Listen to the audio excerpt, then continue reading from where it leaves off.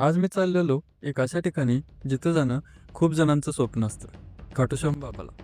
मी कोल्हापूरमधून संध्याकाळची ट्रेन पकडली आणि सकाळी पोहोचलो पुणे स्टेशनला. इथून आपली ट्रेन बुक केली होती.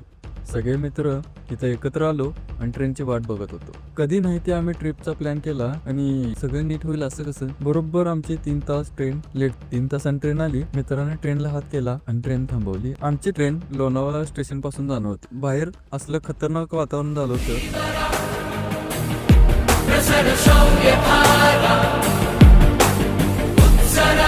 ट्रेन मध्ये वेळ घालवत 5 कधी वाजले कळालंच नाही. सनसेटचा टाइम झाला होता. सनसेट बघितला. थोडा वेळ मित्रांसोबत बोलत बसलो. कधी 8 वाजले कळालंच नाही. जेवायचं टायमिंग झालं होतं आणि जेवणही आलं होतं. जेवलो आणि झोपलो.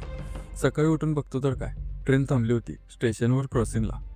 असं ते म्हणलं काय पर्याय नाही, लेट झालं. जर अजून लेट झालं तर काय आता करता येत नाही. थोडा वेळात सांगली स्टेशनला पोहोचलो आणि तिथून जयपूरला ऑटोने जाण्याचा प्लॅन केला. नेक्स्ट ब्लॉगमध्ये तुम्हाला जयपूर म्हणजे पिंक सिटी दाखवतो, तर नक्कीच फॉलो करा.